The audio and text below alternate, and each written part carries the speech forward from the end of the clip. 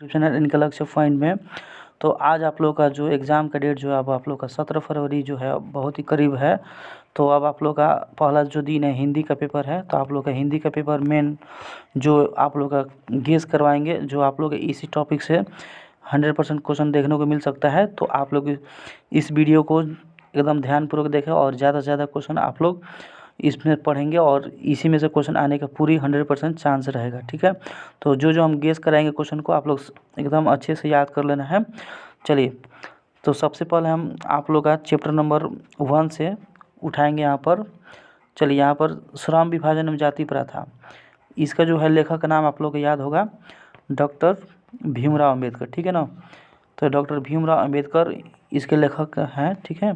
और आप लोग का इसका याद रखना है, इनका जन्म जो हुआ था 14 अप्रैल 1891 में इनका जन्म हुआ था। ये याद रखना है, ये जरूर इनका जन्म पूछ सकता है। और इनका दलित परिवार में इनका जन्म हुआ था, ठीक है ना। इतना चीज़ याद रखना है क्योंकि आप लोग का ये तो जरूर पूछना ही पूछना है, ठीक है। चलिए, ये तो लेखक का नाम पूछा है तो आप लोग याद रखना है डॉक्टर भीमराव अम्बेडकर। ये बहुत बार क्वेश्चन पूछा हुआ है, तो ये क्वेश्चन आने की 100% चांस है, ठीक है। फिर से दोबारा आ सकता है, ठीक है। चलिए, अब यहाँ पर इनका पिता का नाम भी याद रख लेना है, रामजी सकपाल इनका नाम था, ठीक है।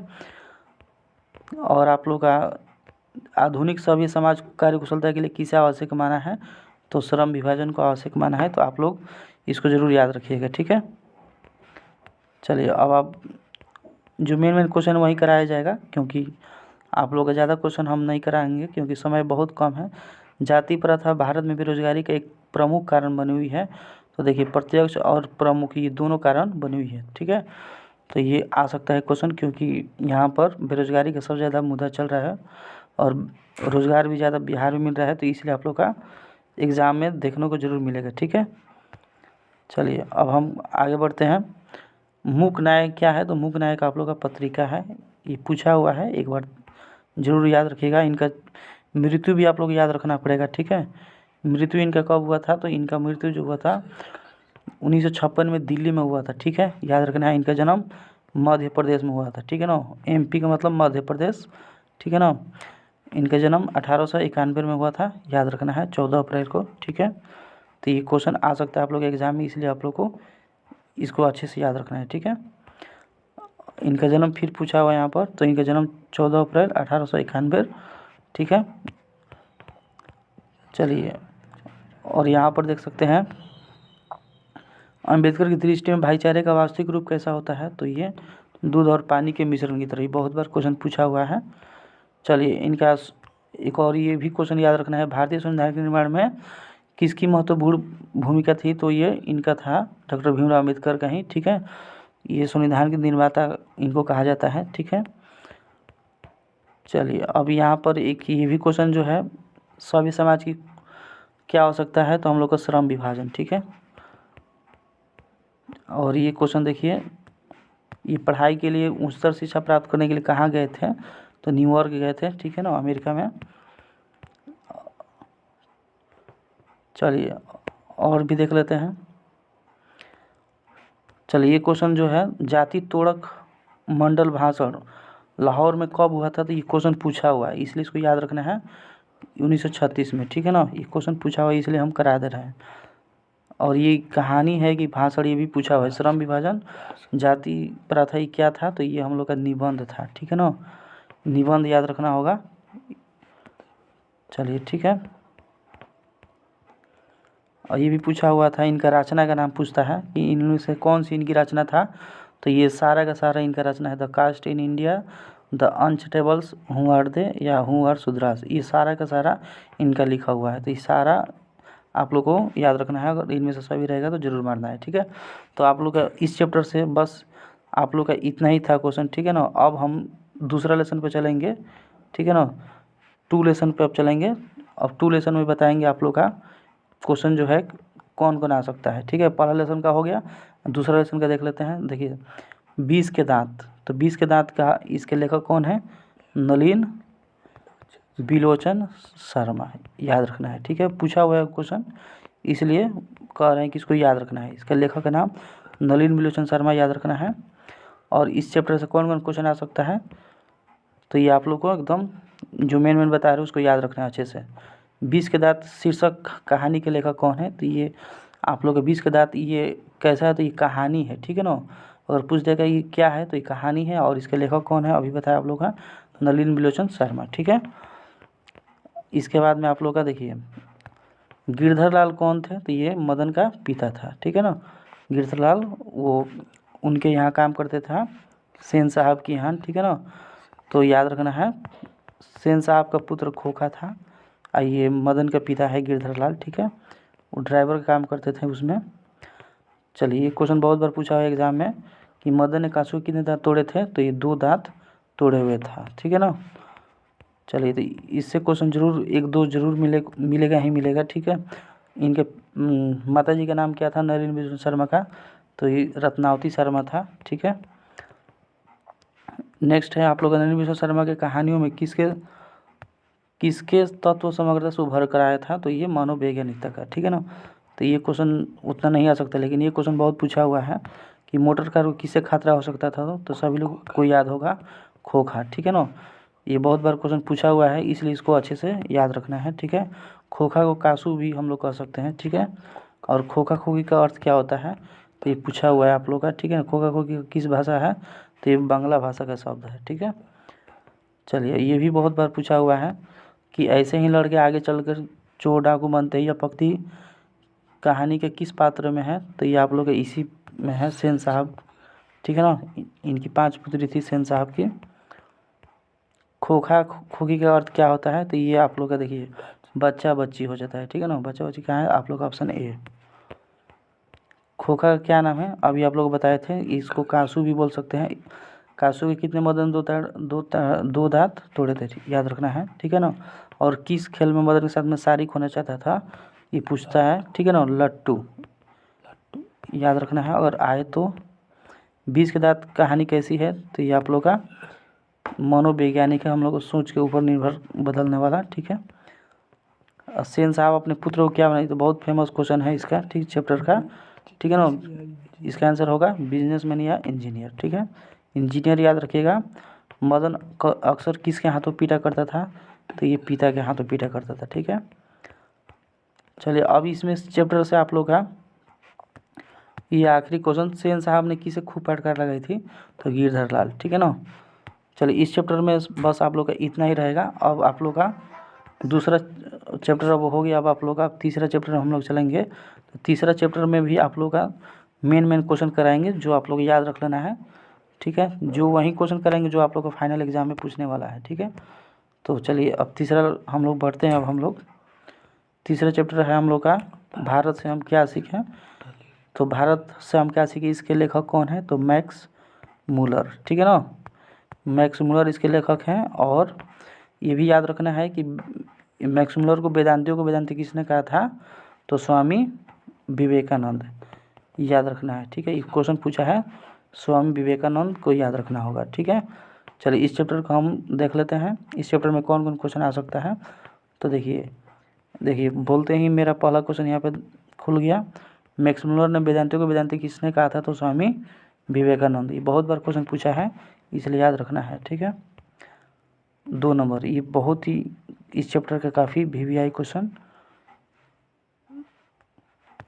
दारिस नामक सोने के सिक्के का घड़ा किसे मिला था, तो ये मिला था वारेन हेस्टिंग्स को, ठीक है ना। वारेन हेस्टिंग्स को ये कहाँ मिला था, तो ये आप लोग को बताए थे वाराणसी में मिला था, ठीक है ना। ये पूछ सकता है कि दारिस नामक सोने का सिक्का घड़ा कहाँ मिला था, तो वाराणसी में मिला था वारेन हेस्टिंग्स को, ठीक है। तो ये आप लोग घुमा के भी क्वेश्चन पूछ सकता है, याद रखना होगा, ठीक है। चलिए अब नेक्स्ट क्वेश्चन आप लोग आ गया कि मेघदूत नामक पुस्तक का अनुवाद मैक्स मूलर ने किस भाषा में किया था, तो ये जर्मन भाषा में किया था, ठीक है। तो ये क्वेश्चन उतना नहीं आ सकता है, लेकिन दारिस नामक वो जरूर क्वेश्चन आया है एग्ज़ाम में, और फिर से आने की संभावना है, ठीक है। मैक्स मूलर का मृत्यु कब हुआ था, ये पूछ सकता है आप लोग का, ठीक है। 28 अक्टूबर 1900 में हुआ था, ठीक है ना। तो मृत्यु और जन्म एक जरूर पूछता ही रहता है।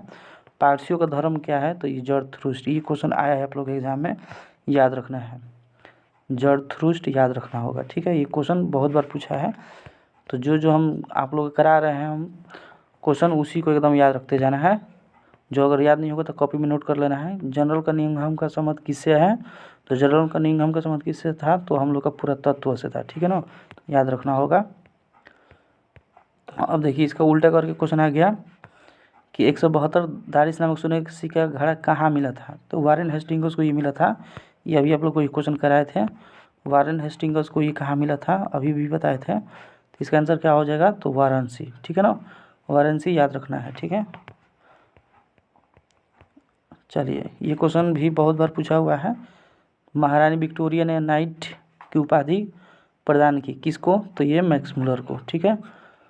तो ये वाला चैप्टर में यहीं आप लोग का लास्ट ये करा देते हैं बस, इसके बाद ये चैप्टर आप लोग का इतना ही तक है, ठीक है। नालंदा विश्वविद्यालय कहाँ है, तो ये बिहार में है, ठीक है ना, इसको याद रखना है, नालंदा विश्वविद्यालय बिहार में है। बस आप लोग का इस चैप्टर से इतना ही रहेगा। अब हम बढ़ेंगे लेसन 4 की तरफ। तो लेसन 4 में आप लोग का, इसमें भी आप लोग का मेन क्वेश्चन कराया जाएगा, ठीक है ना, जो आप लोग का एग्ज़ाम के व्यू से हम बताएंगे, ठीक है। चलिए जो एग्ज़ाम में आएगा वही बताएंगे, आप लोग एक्स्ट्रा कुछ नहीं बताएंगे, ठीक है, टाइम वेस्ट नहीं कराएंगे आप लोग का, ठीक है। चलिए लेसन 4 की तरफ बढ़ते हैं। नाखून क्यों बढ़ते हैं, इसका लेखक के नाम आप लोग को एकदम जरूर याद रखना है क्योंकि बहुत बार पूछा है क्वेश्चन, ठीक है। चलिए तो इसका लेखक कौन है जी, तो नाखून क्यों बढ़ते, इसका निबंधकार कौन है, तो हजारी प्रसाद त्रिवेदी, ठीक है ना, ये बहुत बार क्वेश्चन पूछा गया है, ठीक है ना। नाखून क्यों बढ़ता है, तो हजारी प्रसाद त्रिवेदी, इसका याद रखना ही है, ठीक है। और ये निबंध है, ये आप लोग का यह भी याद रखना होगा। ये नाखून क्यों बढ़ते हैं, ये क्या है, कौन सी विद्या है, तो निबंध है, ठीक है ना। अब देखिए ये क्वेश्चन भी बहुत बार पूछा है। द्विवेदी जी ने निर्लज अपराधी किसे कहा है, तो ये नाखून को कहा है, ठीक है ना, ये याद रखना होगा, ये बहुत बार एग्जाम में पूछा हुआ है। कामसूत्र किसकी रचना है, तो ये आप लोग का चांस कम है वात्सायन का, लेकिन याद रखना है वात्सायन, ठीक है। सिक्था का अर्थ क्या होता है, तो मोम होता है, याद रखना है, सिक्था का अर्थ मोम होता है। एक अर्थ में जरूर पूछ सकता है, जैसे खोखा खोखी का अर्थ क्या होता है, बच्चा बच्ची, इसी तरह पूछ सकता है वो किस भाषा का है, तो बांग्ला का था। इसी तरह से इसमें से एक कोई क्वेश्चन पूछ सकता है। महाभारत क्या है, तो आपको याद होगा पुराण है। ये देखिए ये क्वेश्चन बहुत बार पूछा एग्जाम, इस चैप्टर का बहुत फेवरेट ये क्वेश्चन है। किस देश के लोग बड़े बड़े नख पसंद करते थे, तो गौड़ देश के लोग, ठीक है ना, याद रखना होगा, ये क्वेश्चन बहुत बार पूछा हुआ है, गौड़ देश, ठीक है। नेक्स्ट क्वेश्चन, कौन छोटे नख को पसंद करते हैं, ठीक है। तो देखिए कौन छोटे नख, ये भी दोनों में से कोई पूछ सकता है, दक्षिणात्य, ठीक है ना। अगर बड़े बड़े नख कौन पसंद करते हैं, तो गौड़ देश, ठीक है ना, याद रखना होगा। अगर बड़ा पूछेगा तो गौड़ देश, ठीक है। चलिए अब नेक्स्ट है, इनका जन्म याद रखना है क्योंकि जन्म से जरूर क्वेश्चन पूछते रहता है। हजारी प्रसाद त्रिवेदी का जन्म जो हुआ था 1907 में हुआ था, ठीक है। इनका जन्म जो कहाँ हुआ था ये भी पूछ सकता है, ठीक है, बलिया उत्तर प्रदेश में हुआ था, 1907 में इनका जन्म में हुआ था, इनका बलिया उत्तर प्रदेश में हुआ था, ठीक है। चलिए ये क्वेश्चन ये भी बहुत बार पूछा हुआ है। कौन मनुष्य का आदर्श नहीं बन सकती है, तो बंदरिया, ठीक है। देवताओं का राजा किसे कहा जाता है, तो इंद्र को कहा जाता है। और एक और चीज़ बताया था आप लोग का, द धीची का वज्र, ठीक है ना, ये किनका था, तो इंद्र का ही था। द धीची की हड्डी से इंद्र का वज्र बना था, पूछ सकता है एग्जाम में, ठीक है। नख किसका प्रतीक है, तो ये आप लोग याद है पशुता का, अगर हम लोग नख बढ़ाएंगे तो पशुता का हलाएंगे, ठीक है। पृथ्वीराज राजस्व किन का संपादन है, हजारी प्रसाद त्रिवेदी, याद रखना है। जो मेन क्वेश्चन वही करा रहे हैं क्योंकि आप लोग का कोई भास्ट क्वेश्चन, इनको पद्म पुरस्कार मिला था, याद रखना है, पद्म भूषण पुरस्कार इनको मिला था 1957 में, ठीक है। चलिए इनका मृत्यु भी याद रखिएगा, कहीं मृत्यु से या जन्म से पूछ सकता है, 1989 में इनका मृत्यु हुआ था, ठीक है।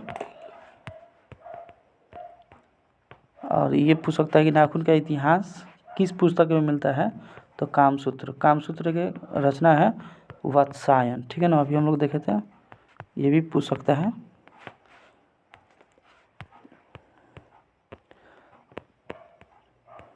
चलिए तो ये आप लोग का इस चैप्टर से बस इतना ही रहेगा, ठीक है। आप लोग का ये चैप्टर जो है ये समाप्त, ठीक है। अब नेक्स्ट चैप्टर पर हम बढ़ेंगे, ठीक है। नेक्स्ट चैप्टर आप लोग आएगा, अब 5 आएगा।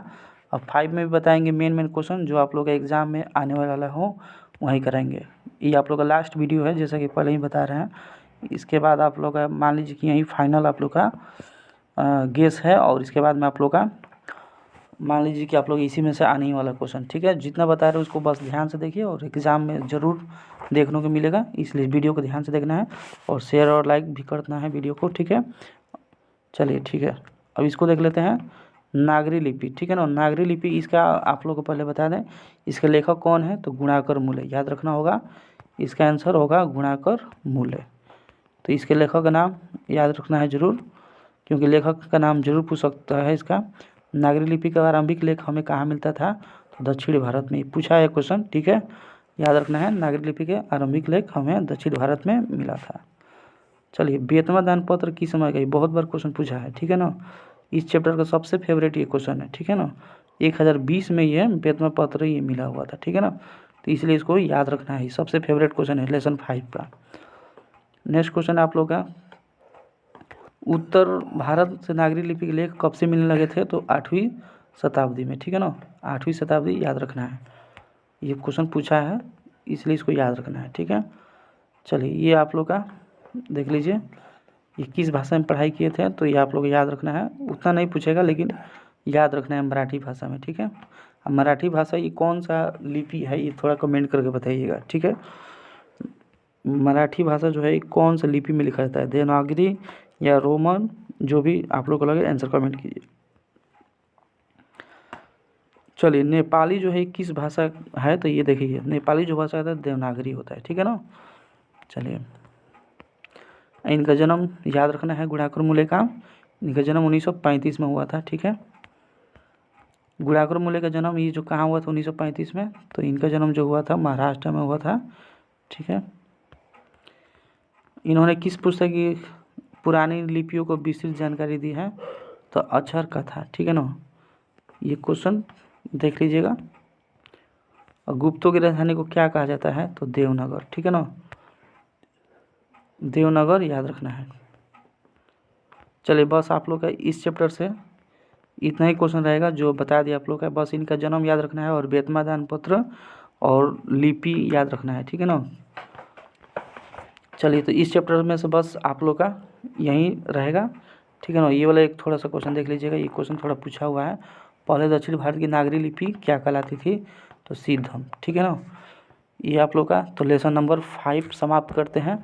ये आप लोग का मान लीजिए कि एकदम लास्ट रिवीजन क्लास हो रहा है, इसके बाद में आप लोग का क्लास मान लीजिए कि हिंदी का अब नहीं आएगा, क्योंकि अब सारा का सारा आप लोग का एकदम फाइनल रिवीजन करा रहे हैं, ठीक है।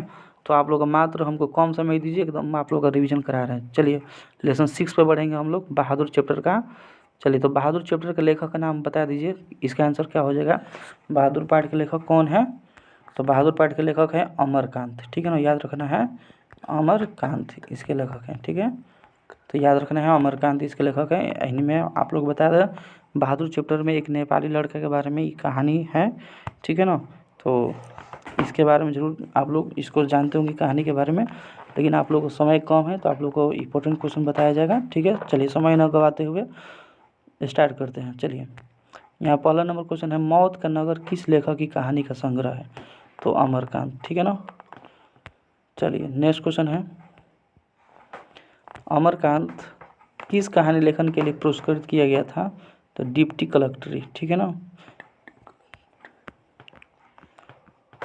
चलिए, आप लोग मेन क्वेश्चन कराते हैं, 9 2 11 का होना क्या होता है, भाग जाना, ये तो सबको पता है।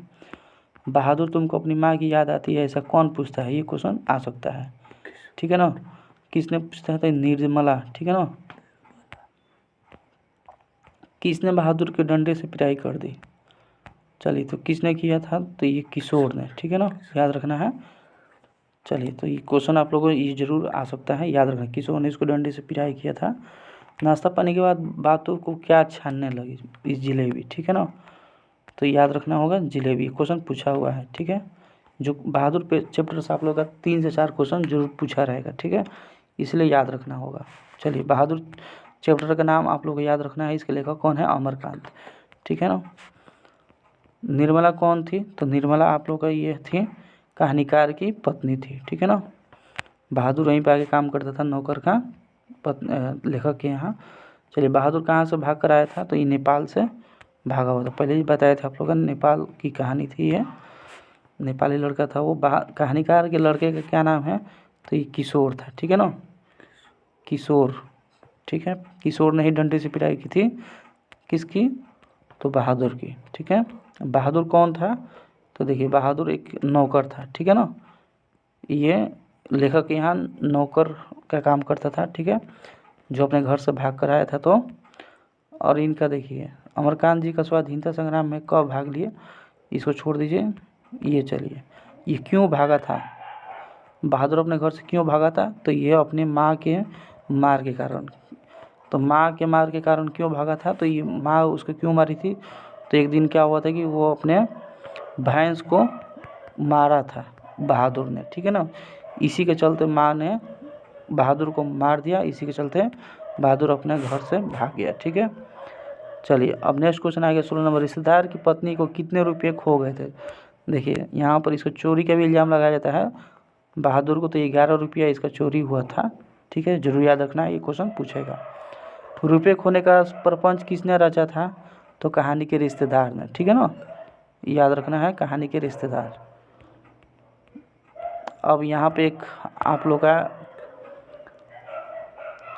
देख लीजिए, यहाँ जहाँ प्रतिशत नहीं वहाँ क्या रहना, यह बात किसके मन में उत्पन्न हुई, तो देखिए ये बहादुर का, ठीक है ना। बहादुर पे बहुत इल्ज़ाम लगाए जाते थे और इसका कोई इज्जत नहीं रहता था वहाँ पर। अब देखिए बहादुर फिर यहाँ से भागता है। बहादुर लेखक के घर से अचानक क्यों चल पड़ा, तो स्वयं लेखक उसके घर वालों के व्यवहार में आए परिवर्तन के कारण, ठीक है ना। बहादुर के लेखक का इनका जन्म कब हुआ था, अमरकांत का, ये क्वेश्चन पूछ सकता है 1925 में, याद रखना है, ठीक है। तो किसी भी चैप्टर का आप लोग का बहादुर का जो भी लेखक है उनका जरूर जन्म पूछ सकता है, ठीक है ना। तो इनका जन्म हुआ था बलिया में, उत्तर प्रदेश में हुआ था, 1925 में इनका जन्म हुआ था, ठीक है ना।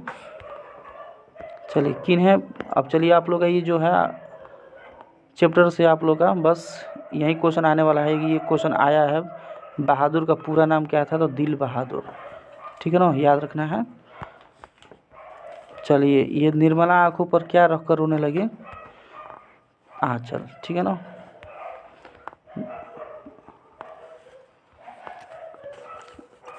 माँ के डर से लड़का रात भर कहाँ छिपा रहा था, तो ये जंगलों में छिपा रहा था, ठीक है ना, याद रखना है। लड़के ने हंडिया से कितने रुपए निकाले थे, ये तो 2 रुपये, याद रखना होगा।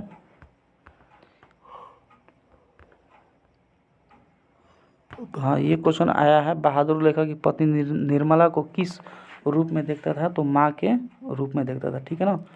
चलिए इसको याद रखना है, जो मेन क्वेश्चन है वही करा रहे हैं आप लोग का, कोई एक्स्ट्रा क्वेश्चन नहीं कराएंगे। आप लोग चुनिंदा क्वेश्चन लेकर आए हैं, ये आप लोग का बहुत भले कितना टाइम लग जाए आप लोग का करा देंगे। मेन बहादुर पर कितने रुपए का चोरी का इल्ज़ाम लगा था, तो 11 रुपये, ये क्वेश्चन पूछा हुआ है, ठीक है।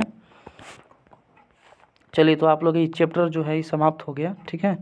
अब बहादुर के बाद में जो चैप्टर आएगा उसको अब देख लेंगे, ठीक है ना। बहादुर के बाद में आप लोग आएगा 7 परंपरा का मूल्यांकन। ये भी बहुत आप लोग का, इसमें से भी बहुत कम क्वेश्चन पूछेगा इसमें से, लेकिन आप लोग का जो 1-2 क्वेश्चन बताएंगे 2-3 उसको याद रखना है। इसके लेखक का कौन है, तो इसका आंसर याद रखिएगा, इसका लेखक है रामविलास शर्मा, ठीक है ना, ये इसके लेखक हैं रामविलास शर्मा। लेखक का नाम याद रहेगा तो आप लोग का जरूर कहीं ना कहीं से आप लोग का नंबर मिल ही जाएगा, ठीक है ना, जरूर लेखक का नाम आएगा 3 से 4। चलिए यहाँ पर पहला नंबर क्वेश्चन है, परंपरा का मूल्यांकन किसकी कृति है, तो अभी बताया आप लोग का रामविलास शर्मा, ठीक है।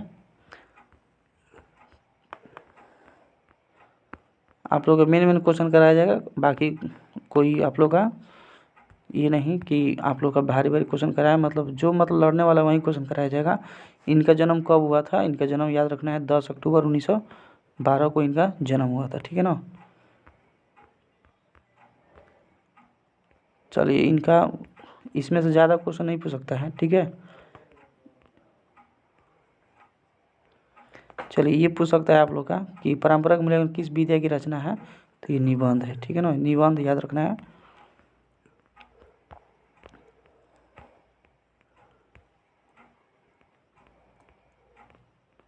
चलिए तो आप लोग इस चैप्टर से उतना क्वेश्चन नहीं पूछेगा, बस इसका लेखक का नाम याद रखना है, ठीक है। तो इस चैप्टर में आप लोग का बस इतना ही रहेगा। अब आप लोग का नेक्स्ट चैप्टर में बढ़ेंगे हम लोग। अब जीत जीत में निरखत हूँ, इस सबसे काफ़ी इंपॉर्टेंट आप लोग का चैप्टर है। इससे आप लोग का 3 से 4 क्वेश्चन तो जरूर आना एकदम निश्चित है, ठीक है। जीत जीत में निरखत हूँ, इसके लेखक कौन है? तो पंडित बिरजू महाराज, ठीक है ना। ये लखनऊ के बहुत बड़े घराने के थे, ठीक है ना। तो इनके बारे में ये क्या है? तो ये साक्षात्कार है, ठीक है ना। याद रखना है ये चैप्टर क्या है, तो साक्षात्कार है, ठीक है ना। जरूर याद रखना है, हो सकता है कि जी में लिख रहा हूँ क्या है, तो साक्षात्कार है। चलिए आगे क्वेश्चन आप लोग का बिरजू महाराज से। पंडित बिरजू महाराज किस कला से संबंधित है? तो ये नृत्य कला से संबंधित है, ठीक है ना। इनका नृत्य करना बहुत ही अच्छा लगता था और बजाते भी थे कुछ। कौन क्या बजाते थे, ये क्वेश्चन पूछ सकते हैं आप लोग एग्जाम में। तो बांसुरी और बीड़ा सितार ये सब बजाते थे, ठीक है। चलिए याद रखना है। और देखिए बिरजू महाराज किस घराने से आते हैं, तो अभी बताया आप लोग का लखनऊ घराने से आते थे, ठीक है। ये क्वेश्चन पूछा है एग्जाम में, इसलिए आपको याद रखना है। चलिए ये क्वेश्चन देखिए, ये भी आप लोग को बताए थे। जी जीत में निरखत हूँ किस विधा की रचना है, तो ये साक्षात्कार है, बताए थे। इनके बारे में इंटरव्यू है, इसमें साक्षात्कार है, इनके बारे में दर्शाया गया है, ठीक है। बिरजू महाराज के बाबूजी हनुमान जी का प्रसाद क्यों मांगे थे जी? चलिए तो इसका आप लोग याद रखना है, नौकरी छूटने हेतु, ठीक है ना। इनका जन्म जरूर आ सकता है आप लोग का, याद रखना है। इनका जन्म जो हुआ था शुक्रवार बसंत पंचमी के एक दिन पहले, ठीक है। शुक्रवार बसंत पंचमी के एक दिन पहले इनका जन्म हुआ था। इनका चलिए ये क्वेश्चन बहुत बार आया है। बिरजू महाराज नवाब साहब को पसंद आ गए थे 6 साल में, ठीक है ना। 6 साल में ही इनको पसंद आ गए थे। चलिए ये क्वेश्चन इनके उम्र से रिलेटेड क्वेश्चन जरूर आता रहता है। इनका बाबूजी की मृत्यु के समय इनका उम्र कितना था? 9.5 साल था, ठीक है ना। इनका शादी जो हुआ था 18 साल के एज में इनका शादी हुआ था, ठीक है ना। इनका आखिरी प्रोग्राम जो हुआ था बाबूजी के साथ में, इनके मरने से पहले बाबूजी का मैनपुरी में इनका आखिरी प्रोग्राम हुआ था। आखिरी प्रोग्राम में कितने साल के थे इनके बाबूजी? तो इनके 54 साल के थे।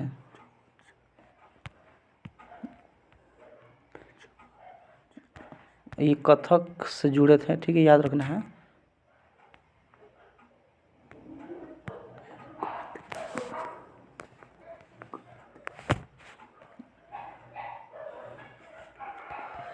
चलिए अब आगे देख लेते हैं अब आप लोग का। तो बिरजू महाराज आप लोग का जरूर क्वेश्चन इसमें से आता है, इसलिए इस चैप्टर को देख लेना है। बिरजू महाराज ने गड्ढा बांधने पर बाबूजी को गुरु दक्षिणा के रूप में कितनी राशि दिया था? तो 500 रुपये दिए थे, ठीक है ना। इनका शिष्या देखिए पूछ सकता है, बिरजू महाराज की शिष्या थी तो यहाँ पर रसीम वाजपेयी, ठीक है ना। ये क्वेश्चन पूछा हुआ है। इनको अकादमी पुरस्कार जो है संगीत नाटक अकादमी पुरस्कार, ये 27 वर्ष की उम्र में मिला था। ये क्वेश्चन पूछा हुआ है, ठीक है। ये अपने जज किसको मानते थे पंडित बिरजू महाराज? तो अपनी आमा को मानते थे, याद रखना है। पंडित बिरजू महाराज अपना जज किसे मानते थे? अपनी आमा को, ठीक है। बिरजू महाराज नर्तक थे, ठीक है ना।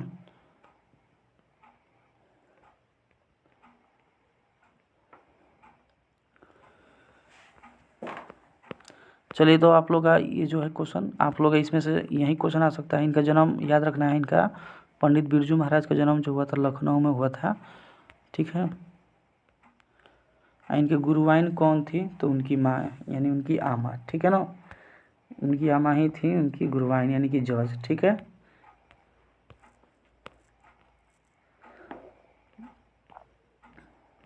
जन्म ये आप लोग ईस्वी भी याद रखना, लखनऊ में कब हुआ था? तो 4 फरवरी 1938 को हुआ था।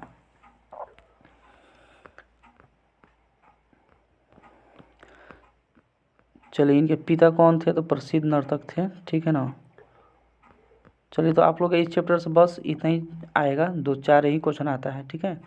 तो ज़्यादा इस चैप्टर से नहीं आएगा। अब आप लोग का जो और एक चैप्टर है आप लोग का, अब बीनियों और मछली नौबत खाने में इबादत, चलिए इसमें आप लोग का उतना क्वेश्चन नहीं पूछेगा अभिनयों से, लेकिन फिर भी करा देते हैं। अभिनयों के आप लोग को बस लेखक का नाम याद रखना है। इसके लेखक थे अशोक वाजपेयी, ठीक है ना। अभिनयों के लेखक हैं अशोक वाजपेयी, ठीक है। अभिनय कहाँ है, ठीक है ना, तो ये फ्रांस में है। या बस आप लोग का 2-3 क्वेश्चन इसमें से देख लेना चाहिए, ठीक है।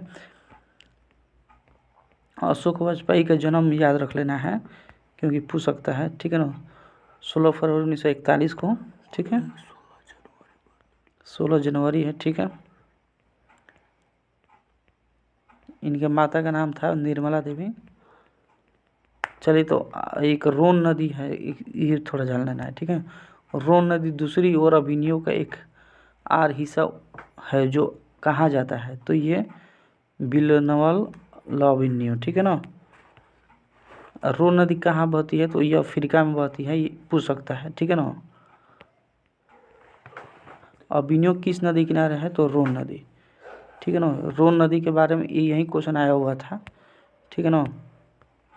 1-2 ही क्वेश्चन जो है आप लोग का आ सकता है इसमें से, बस रोन नदी नहीं तो लेखक का नाम, ठीक है, यही पूछेगा। अभिनय किस देश में है, तो दक्षिण फ्रांस में है, ठीक है ना, याद रखना होगा। चलिए तो आप लोग इस चैप्टर में ज़्यादा नहीं है कुछ, ठीक है ना, बस रोन नदी का से रिलेटेड एक क्वेश्चन जरूर आता है। बाकी आप लोग का बस पाठ का नाम पूछ सकता है इसके, अशोक वाजपेयी आप लोग को याद रखना है, ठीक है। चलिए तो अब हम बढ़ेंगे अब नेक्स्ट चैप्टर की तरफ, ठीक है।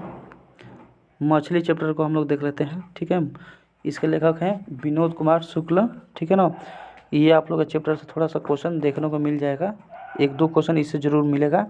इसका आंसर विनोद कुमार शुक्ल इसका लेखक हैं, ठीक है ना, याद रखना है आप लोग। लेखक का नाम इसलिए बोल रहे हैं, कोई लेखक का नाम कोई भी दे सकता है, ठीक है ना।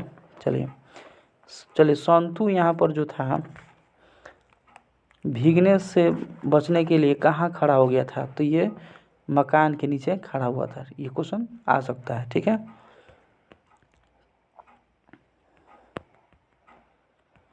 जो मेन क्वेश्चन वही कराएंगे, ठीक है ना।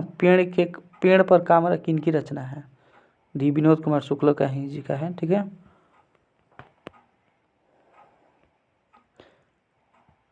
चलिए ये क्वेश्चन जो है देखिए, कथाकार मछली लेकर भाग जाने के द्रव्यमान क्यों दौड़ रहे थे, तो मछली मर जाने का डर था, ठीक है ना। कथाकार के झोले में कितनी मछलियाँ थी, ये क्वेश्चन आ सकता है, 3 थी। पिताजी ने बाजार से कितनी मछली खरीदी थी, ये भी आप लोग का क्वेश्चन पूछ सकता है, ठीक है। तो पिताजी कितना किने थे, 3 यहाँ पर मछली खरीदे थे, ठीक है ना।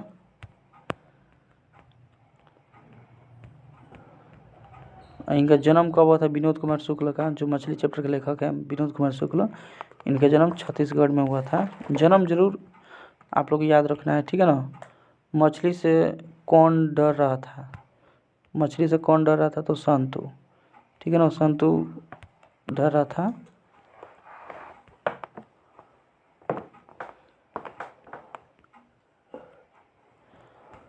ये क्वेश्चन है, किस मछली की आंखों में झांकने से अपनी परछाई नहीं दिखती है, तो ये मरी हुई मछली यानी कि मृत मछली में परछाई नहीं दिखाई देता है, ठीक है। मसाला कौन पीस रही थी, ठीक है ना, ये क्वेश्चन पूछ सकता है। मसाला कौन पीस रही थी, तो लेखक की माँ, ठीक है। तो इस चैप्टर में आप लोग का ज़्यादा ये नहीं है कुछ, बस आप लोग का 1-2 क्वेश्चन जरूर मिलेगा, ठीक है।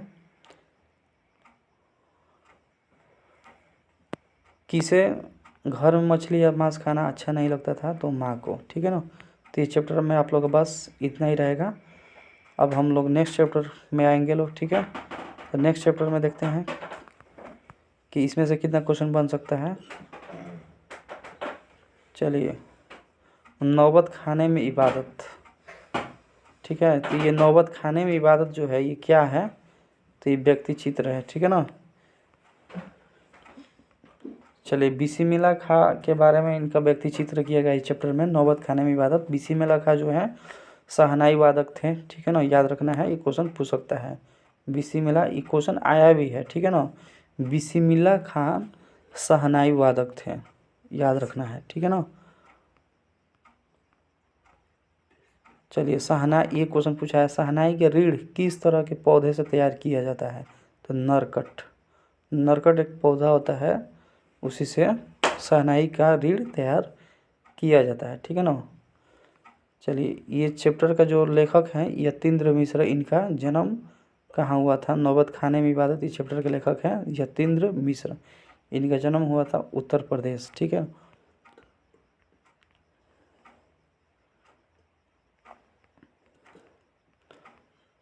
चलिए, तो आप लोग इस चैप्टर से ज़्यादा ही नहीं है, बस इनका बिस्मिल्लाह खां के बारे में आप लोग का क्वेश्चन पूछ सकता है। इनका बचपन का नाम कमरुद्दीन था, ये याद रखना है। बस ये शहनाई से संबंधित है बिस्मिल्लाह खां, ठीक है ना, ये याद रखना है। और इसके लेखक, ठीक है ना, तो यतीन्द्र मिश्र। तो चलिए, आप लोग का जो है आप लोग का जो पूरा ये हम करा दिए आप लोग का गद्य खंड वाला, ठीक है ना। एक चैप्टर एक और बचा था, शिक्षा और संस्कृति, महात्मा गांधी इसके लेखक हैं, जरूर याद रखिएगा।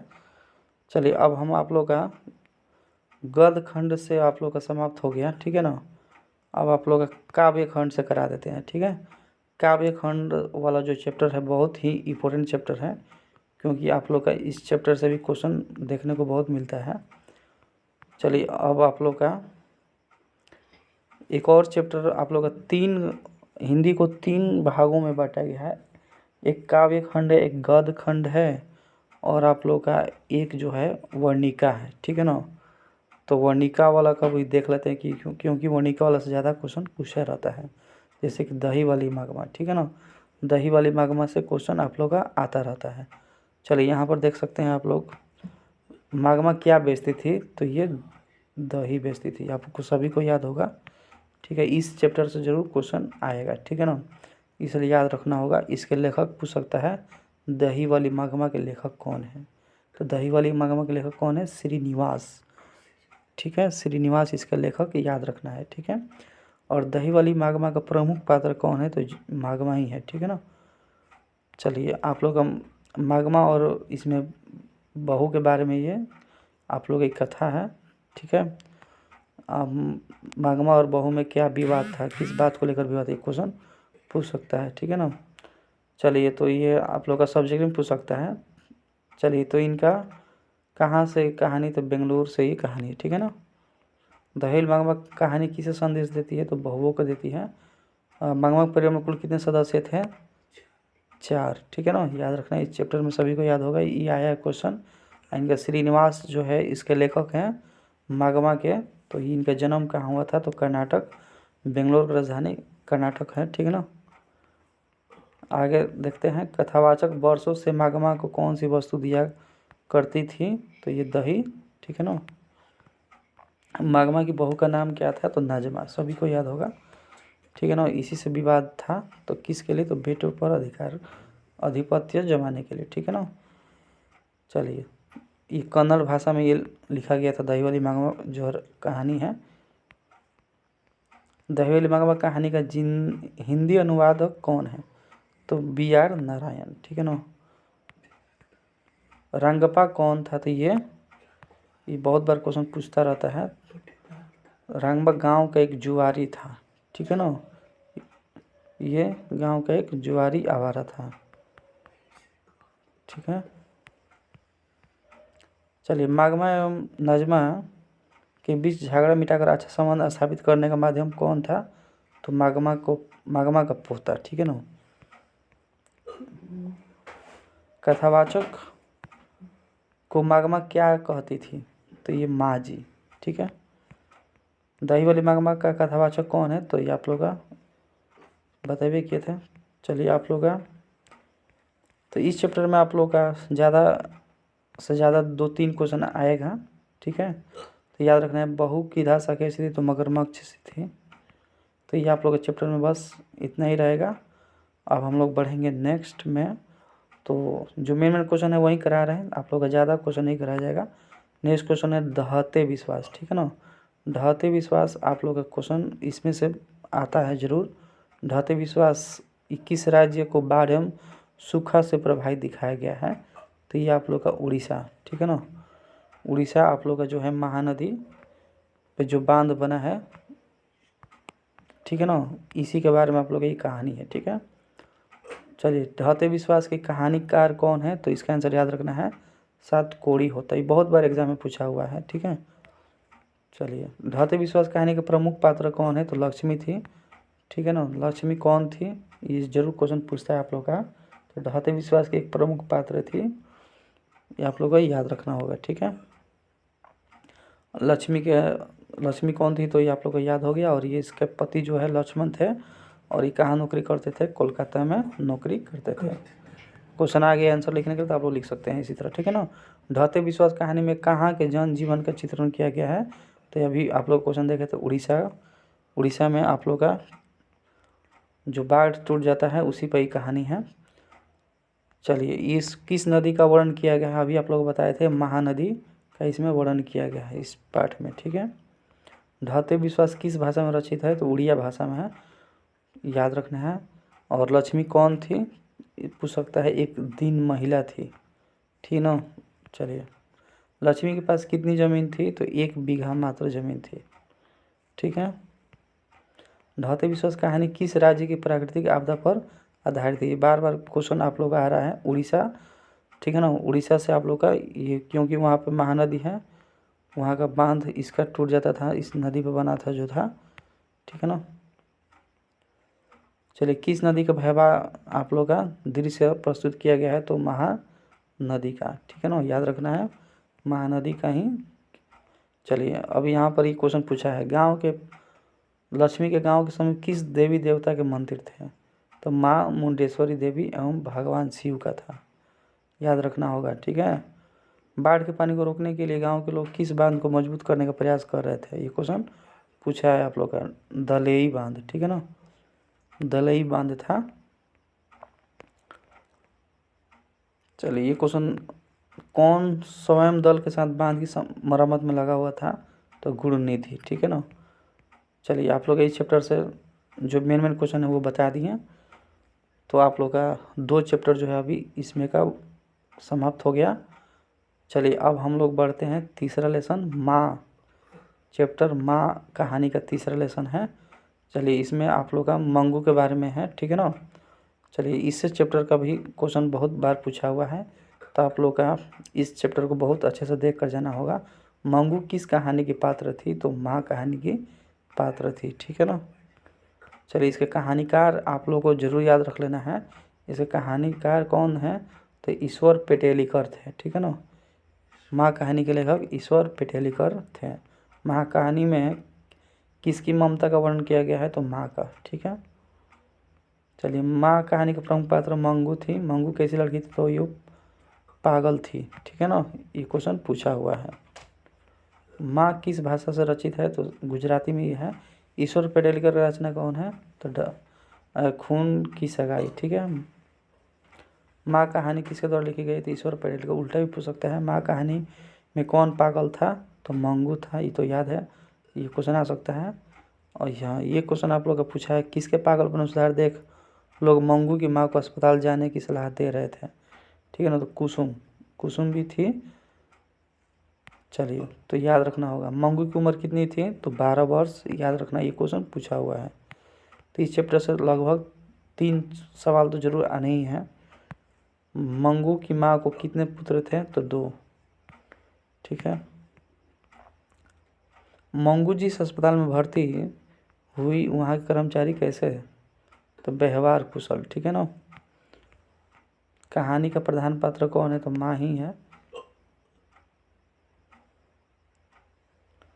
चलिए, एक क्वेश्चन है, इस तरह पागल पुत्री को तो एक माँ ही पाल सकती है, यह उक्ति किसकी थी, तो ये समाज के लोगों की थी। ठीक है, मंगू को पागलपन का रोग कब से था, तो जन्मजात से ही था, ये क्वेश्चन पूछा है एग्जाम में, फिर पूछ सकता है।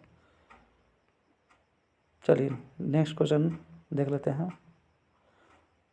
ये क्वेश्चन है, ये भी क्वेश्चन पूछा हुआ है आप लोग का, 1 घंटा का क्लास देख लेना है बस आप लोग का, इतना ही में आप लोग का हिंदी का तैयारी हो जाएगा। माँ जी में मंगू को अस्पताल में भर्ती कराने के बाद पर क्या परिवर्तन हुआ, तो भी पागल हो गई। ठीक है ना, चलिए, तो ये वाला चैप्टर भी आप लोग का समाप्त, इतना ही बस, जो मेन क्वेश्चन वही कराया जा रहा है। अब आप लोग का बच गया नगर कहानी, ठीक है ना। नगर कहानी भी बहुत ही इंपॉर्टेंट क्वेश्चन है, पपाती वाला चैप्टर है, तो इस चैप्टर से भी क्वेश्चन जरूर देखने को मिलता है। पपाती से 100% क्वेश्चन आता है, ठीक है, इसलिए याद रखना है। पपाती को कौन सा रोग था जी, तो मेनिनजाइटिस रोग था, याद रखना होगा, ठीक है ना। नगर कहानी के कहानीकार कौन है, तो सुजाता, जरूर याद रखना है। लेखक का नाम जरूर याद रखना होगा, ठीक है, लेखक का नाम हर हाल में याद रखना होगा, नहीं तो दिक्कत हो जाएगा। लेखक का नाम नहीं याद रहेगा तो जरूर छूट जाएगा क्वेश्चन। नगर कहानी के प्रमुख पात्र कौन है, तो पपाती थी, ठीक है ना। नगर कहानी में किस नगर का वर्णन किया गया है, तो ये आप लोग का मदुरई। वलियामाल की पुत्री कौन थी, तो ये पपाती थी, ठीक है ना। पपाती कौन थी, तो वलियामाल की पुत्री थी। सुजाता का वास्तविक नाम क्या है, तो एस रंगराजन। सुजाता का जन्म कहाँ हुआ है, तो तमिलनाडु में हुआ था, ठीक है ना, ये लेखक है। सुजाता की लगभग कितनी कृतियाँ प्रकाशित हो चुकी है, तो 25 से अधिक, ठीक है। तो आप लोग का मेन में क्वेश्चन कराया जा रहा है, वो आप लोग का इसको छोड़ दीजिए।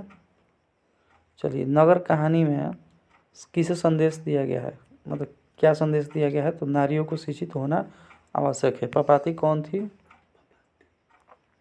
तो वलियामाल की पुत्री थी। ये भी क्वेश्चन देखे हैं आप लोग।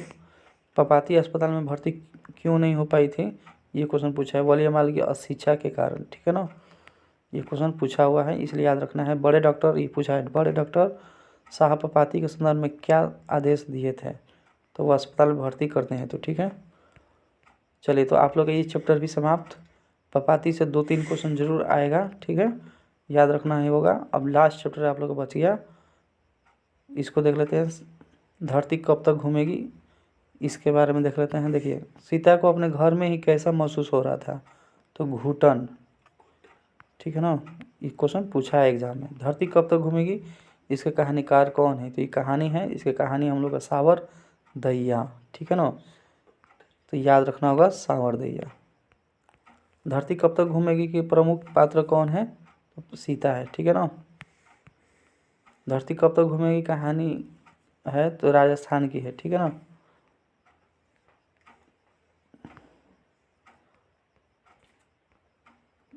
मेन क्वेश्चन वहीं कराया जाएगा। धरती, सीता घर छोड़कर क्यों चली गई थी, ये क्वेश्चन पूछा हुआ है 50 रुपये देने की बात सुनकर, ठीक है ना, याद रखना है ये क्वेश्चन को। सीता को कितने पुत्र थे, तो इसका आंसर याद रखना है 3, ठीक है ना, 3 पुत्र थे। सीता को बड़े लड़के का क्या नाम था, कैलाश नाम था, ठीक है ना।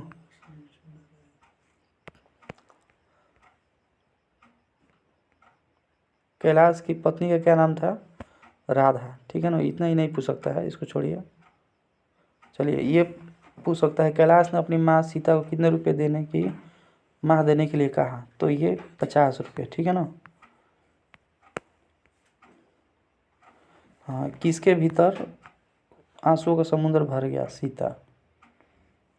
नेक्स्ट क्वेश्चन है आप लोग का। अब सीता कितने कितने दिन एक लड़के के पास रहती थी, ठीक है ना, तो 1-1 महीना लड़कों लोग के पास रहती थी अपने। सीता अपने को क्या मानती थी, तो भिखारिन मानती थी, ठीक है। तो आप लोग का ये जो है आप लोग का चैप्टर ये भी समाप्त हो चुका है। तो इस तरह से आप लोग का वर्णिका पाठ का हो गया। अब आप लोग का जो है सारा का सारा आप लोग का करा दिए। अब बच गया आप लोग का काव्य खंड का, ठीक है ना। तो काव्य खंड में आप लोग का इसमें मेन क्वेश्चन जो है कराया जाएगा। चलिए, राम बीनु बिरथी जागी जन्मा, इसके जो है आप लोग का लेखक कौन है जी, ये बताना है। इसके लेखक कौन है, तो गुरु नानक, ठीक है ना। चलिए, ये देखिए, गुरु नानक के बारे में क्वेश्चन जरूर पूछ सकता है। गुरु नानक, चलिए इनका पहले देख लेते हैं। सिख धर्म का परिवर्तन किसने किया था, तो गुरु नानक ने ही किया था, ठीक है ना। गुरु नानक का जन्म स्थान कहाँ है, तलवंडी, ये कहाँ है आप लोग का तलवंडी, तो ये पाकिस्तान में है, ठीक है ना। तलवंडी ये पाकिस्तान में है, पूछ सकता है कि तलवंडी कहाँ है, तो पाकिस्तान में है। गुरु नानक का जन्म स्थान कहाँ है, नाना काना साहब, ठीक है ना, उस जन्म स्थली को नाना काना साहबी स्थल कहा जाता है। गुरु नानक के पिता का नाम था कालूचंद खत्री, ठीक है ना, याद रखना है कालूचंद खत्री, इनका पिता का नाम था, इनके माता जी का क्या नाम था, तृप्ता। ये दोनों में से एक क्वेश्चन पूछ सकता है, इनका जन्म या माता पिता का नाम। ठीक है, सिख धर्म के प्रवर्तक कौन थे, ये भी क्वेश्चन मतलब पूछ सकता है, क्योंकि सिख धर्म से ही जुड़े थे। किस मुगल सम्राट ने गुरु नानक की भेंट हुई थी, तो ये आप लोग का बाबर के समय में भेंट हुआ था। गुरु नानक की रचनाओं का संग्रह किनके द्वारा किया गया है, तो गुरु अर्जुन देव। ठीक है ना, इन्हीं के द्वारा किया गया था। गुरु नानक ने क्या कहते हुए प्राण त्याग दिया, तो ये आप लोग का याद रखना है, वाहे गुरु। ठीक है ना, ये क्वेश्चन पूछा हुआ है। नानक देव ने जगत का सार किसे कहा है, तो हरि कीर्तन को। ठीक है ना, ये क्वेश्चन पे थोड़ा ध्यान दीजिएगा। किसके बिना संसार में जन्म लेना व्यर्थ है, तो भगवत नाम के बिना। ये क्वेश्चन पूछा है, ठीक है ना, इसलिए याद रखना होगा। ब्रह्म का निवास स्थान कहाँ है, तो संत हृदय। ये क्वेश्चन पूछा हुआ है, इसको भी याद रख लेना है। वाणी कब बीज का समान होती है, ये क्वेश्चन बहुत बार पूछा है। ठीक है ना, राम नाम स्मरण के बिना। ठीक है ना, ये क्वेश्चन को 100% याद रखना, ये क्वेश्चन जरूर आ सकता है। हरिरस किसे कहा गया है, तो ब्रह्मानंद को। ठीक है ना। हाँ, गुरु नानक जो है किस भक्ति धारा के कवि थे, ये पूछ सकते, निर्गुण भक्ति धारा के कवि थे, ये क्वेश्चन पूछेगा। चलिए, तो आप लोग का इतना ही रहेगा। ठीक है,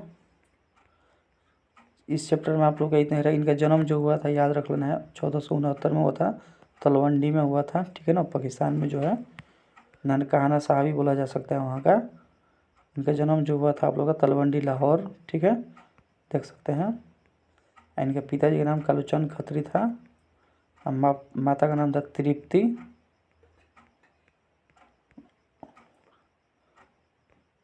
चलिए, तो आप लोग का ये क्वेश्चन जो है बस इतना ही रहने देते हैं।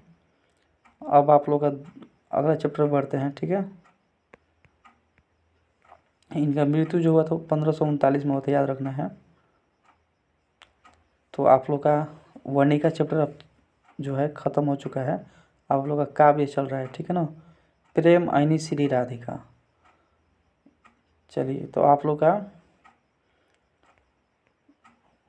इसका राज खान जो है, इसमें से क्वेश्चन पूछ सकता है, राज खान द्वारा रचित ग्रंथ कौन है, तो प्रेम वाटिका। ठीक है ना, जिसे कि राज खान ने माली मालिन किसे कहा है, तो राधा और कृष्ण को कहा है, याद कर लीजिएगा। चलिए, राज खान का रचना काल था, तो जहांगीर के राज्यकाल के समय तक। ठीक है, राज खान किसके इष्ट थे, तो भगवान श्री कृष्ण के। सुजान राज खान के रचनाकार कौन, ये क्वेश्चन पूछा हुआ है, तो ये राज खान, याद रखना होगा। सुजान राज खान के रचनाकार राज खान थे। ये क्वेश्चन भी बहुत इंपॉर्टेंट है। राज खान को गोस्वामी विठलनाथ ने किस मार्ग में दीक्षा दी थी, तो ये आप लोग का पुष्टि मार्ग में। ठीक है, राज खान ने किस प्रकार की रचना में सिद्ध थे, तो इसको याद रख लेना है, सवैया छंद। चलिए, क्वेश्चन आप लोग का मिल गया। राज खान ने अपनी रचनाओं में माली मालिन किसे कहा है। ठीक है ना, तो ये आप लोग का VVI क्वेश्चन है, तो ये आप लोग का आंसर बता दिए थे, श्री कृष्ण एवं राधा को। ठीक है,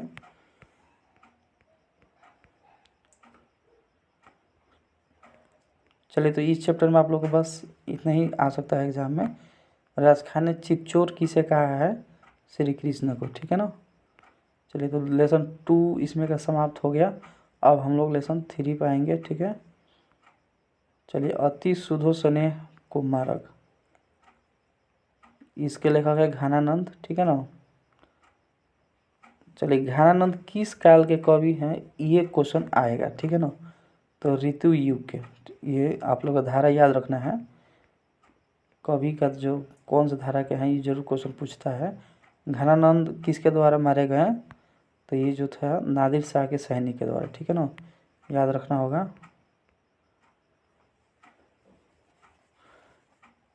घनानंद जो है किस बादशाह के यहाँ मीर मुंशी का काम करते थे, तो मोहम्मद शाह रंगीले के। ठीक है ना, घनानंद किस नर्तकी को प्यार करते थे? तो सुजान को। ठीक है, चलिए तो ये चैप्टर में आप लोग ज़्यादा कुछ नहीं है। चलिए अब नेक्स्ट क्वेश्चन में हम लोग बढ़ते हैं नेक्स्ट चैप्टर की तरफ। स्वदेशी चैप्टर से क्वेश्चन आ सकता है। ठीक है,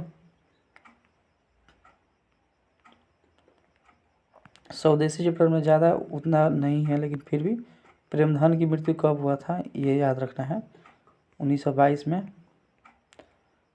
चलिए, प्रेमधन जी किस युग के महत्वपूर्ण कवि थे?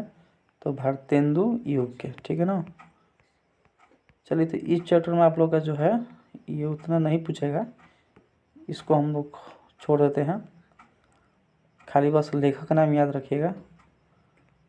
चलिए, भारत माता चैप्टर जो है थोड़ा इम्पोर्टेंट चैप्टर है, क्योंकि ये आप लोग का सुमित्रानंद पंत जी का ये लिखा हुआ है। ठीक है ना, याद रखना है। इनका जन्म जो है कहाँ हुआ था? तो कौसानी में। ठीक है ना। इनका माता जी का नाम था सरस्वती देवी। इनके पिता का नाम था गंगादत्त। जन्म इनका 1900 में हुआ था। किस युग के कवि थे? ये छायावाद युग के कवि थे, याद रखना है। ठीक है ना। इनके विरोधी कौन थे? पंत जी के विरोधी अतिवादी था। ठीक है ना। तो चलिए तो ये हो गया आप लोग का। तो आप लोग इस चैप्टर में से बस इतना ही रहेगा।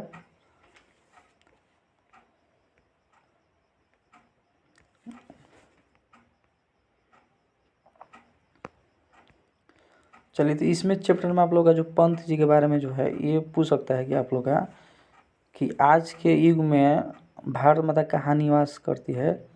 तो ग्रामों में। ठीक है ना। और आज के देवता कौन है? तो किसान मजदूरी कहाँ मिलेंगे? तो सड़कों पर, खेतों पर। ठीक है ना। ये बस इतना ही आप लोग को पूछ सकता है इस चैप्टर से, और बाकी इसमें से उतना नहीं पूछ सकता है। ठीक है ना। ये छायावाद के कवि थे, इनके याद रखना होगा। ठीक है। चलिए अब आप लोग का जो है बच गया 3-4 और चैप्टर कुछ बचा हुआ है, तो ये भी आप लोग देख लेना, बहुत ज़रूरी है। हिरोशिमा चैप्टर का थोड़ा सा इम्पोर्टेंट है, क्योंकि ये थोड़ा सा हिरोशिमा जो है थोड़ा इम्पोर्टेंट होता है, क्योंकि यहाँ पर अणु बम गिराए गए थे ना, तो इसलिए। चलिए पहले ये देख लेते हैं जनतंत्र का जन्म। चलिए, इनका जनतंत्र का जन्म जो है इसके कवि कौन है? तो रामधारी सिंह दिनकर। इनका किस गांव के निवासी थे? तो सिमरिया के थे।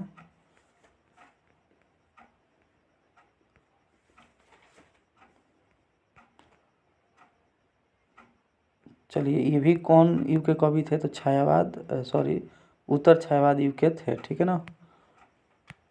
चलिए तो इस चैप्टर में आप लोग का इतना नहीं पूछ सकता है, आप लोग का हम इस चैप्टर को थोड़ा स्किप कर देते हैं। चलिए इसको हटा दिया जाता है, हिरोशिमा को देखा जाए। ठीक है, हिरोशिमा का पूछ सकता है आप लोग का। ठीक है ना। चलिए, अगेय जो है इसके लेखक, इनका जन्म कुशीनगर उत्तर प्रदेश में हुआ था। ठीक है ना। मूल निवास करतारपुर। अगेय की माता थी कौन? बयंती देवी। अगेय के पिता कौन थे? डॉक्टर हरिनंद शास्त्री।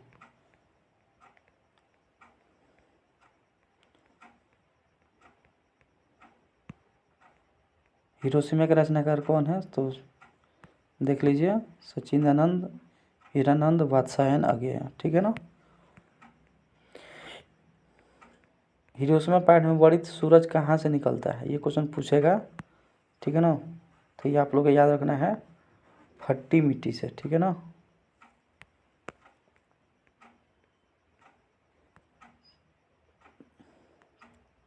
चलिए, कवि अगेय का माना हुआ सूरज किस दिशा में निकलता है? नगर के बीचों बीच में। ठीक है। हिरोशिमा कहाँ है?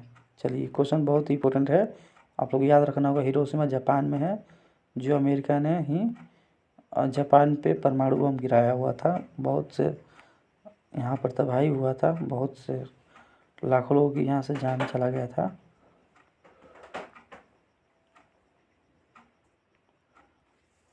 तो आप लोग इस चैप्टर से बस इतना ही रहेगा। हिरोशिमा आप लोग जापान में याद रखना होगा। चलिए इस चैप्टर को अब इतना ही पर देते हैं। इस चैप्टर में से बस इतना ही क्वेश्चन पूछ सकता है हिरोशिमा के बारे में, ठीक है। एक ब्रिज की हत्या, ये थोड़ा सा चैप्टर अच्छा है क्योंकि आप लोग है। चलिए तो देख लेते हैं। कुंवर नारायण बूढ़ा चौकीदार किसे कहा है? तो वृक्ष को कहा है, ठीक है ना, याद रखना होगा। इस चैप्टर से क्वेश्चन आप लोग का क्वेश्चन आंसर भी आ सकता है। इस क्वेश्चन में से देख लेना है क्वेश्चन आंसर को। कुंवर नारायण का जन्म जो हुआ था लखनऊ में हुआ था, ठीक है ना। कुंवर नारायण ने कविता लिखने की शुरुआत कब की थी? तो 1950 के लगभग। कुंवर नारायण की रचना कौन है? अभी देखे आप लोग, चक्रव्यूह। एक ब्रिज की हत्या के रचनाकार कौन है? तो कुंवर नारायण, ठीक है ना। क्वेश्चन पूछ सकता है। चलिए ये क्वेश्चन जरूर आएगा। कबीर नारायण ने किसके शरीर को पुराने चमड़े से निर्मित कहा है? तो पुराना वृक्ष को। कवि कुंवर नारायण ने घर लौटने पर किसे नहीं देखा? तो ये वृक्ष को नहीं देखा, ठीक है ना। चलिए ये क्वेश्चन देख लीजिए। कवि को हमेशा घर के दरवाजे पर तैनात कौन मिलता था? तो ये बूढ़ा वृक्ष। तो ये आप लोग जरूर याद रखना है, ये क्वेश्चन आएगा ही आएगा, एकदम इम्पोर्टेंट क्वेश्चन है। आप लोग का क्वेश्चन आंसर इसमें से आ भी सकता है। लेखक ने बूढ़ा चौकीदार किसे कहा? ये क्वेश्चन जरूर आएगा, इसको याद रख लेना है, क्वेश्चन आंसर में देखने को मिलेगा ये, ठीक है। कवि ने पगड़ी का प्रतीक किसे कहा माना है? तो वृक्ष के ऊपरी भाग में फूल पत्तेदार युक्त टहनियों को। खाकी वर्दी में कौन हमेशा चौकन्ने रहता है? तो वृक्ष। कभी कुछ देर के लिए कहाँ बैठ जाता है? तो वृक्ष की छाया में। ये क्वेश्चन आया है, ठीक है ना, याद रखना होगा। कवि के अनुसार घर को किससे बचाना है? तो लुटेरे से, ठीक है ना, ये भी क्वेश्चन पूछा हुआ है। शहर को बचाना है तो किससे? नादिरों से, ठीक है ना, ये भी क्वेश्चन एकदम बहुत इम्पोर्टेंट है। नदियों को बचाना है तो नाला को हो जाने से। धुआं जाने से किसे बचाना है? तो हवा को। जंगल को किससे बचाना है? तो मरुस्थल होने से, ठीक है। बस ये आप लोग ऐसा ही क्वेश्चन पूछेगा, ठीक है ना। तो इस चैप्टर में बस इतना ही रहने वाला है, तो आप लोग को ज़्यादा इस चैप्टर में देखने को नहीं मिलेगा। चलिए अब हम लोग इसके बाद में अब नेक्स्ट चैप्टर में अब हम लोग देखेंगे कि आप लोग का नेक्स्ट चैप्टर में है कि कौन इम्पोर्टेंट क्वेश्चन रहेगा। तो अभी तक आप लोगों ने वीडियो को लाइक नहीं किया हो तो ज़रूर लाइक कर दीजिएगा और अपने दोस्तों को भी शेयर कर दीजिए ताकि सभी इसको वीडियो का लाभ ले सकें। चलिए अब हम लोग का हमारी नींद। चलिए हमारी नींद, ये चैप्टर आप लोग का काफ़ी इम्पोर्टेंट चैप्टर है, ठीक है। चलिए इस वाले चैप्टर में आप लोग का शायद क्वेश्चन नहीं है।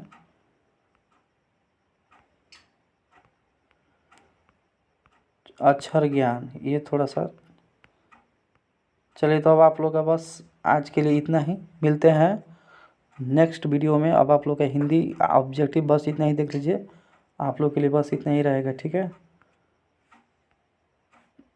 चलिए तो आप लोग का फिर भी आप लोग का क्वेश्चन खुल रहा है तो करा देते हैं। चलिए यहाँ पर देख लेते हैं। हमारी नींद के लेखक कौन है? तो बीरेन अग्रवाल। इसको जरूर याद रखना होगा क्योंकि बहुत बार पूछा हुआ है क्वेश्चन, ठीक है ना। इस वाले चैप्टर से क्वेश्चन जरूर पूछता है एक दो। बीरेन अग्रवाल का जन्म जो है पूछ सकता है, इनका कहाँ हुआ था? तो कीर्ति नगर में। चलिए इनका एमए जो हुआ था इलाहाबाद यूनिवर्सिटी से हुआ था।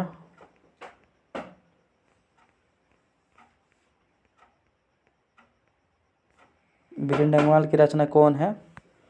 तो हमारी नींद, ठीक है ना।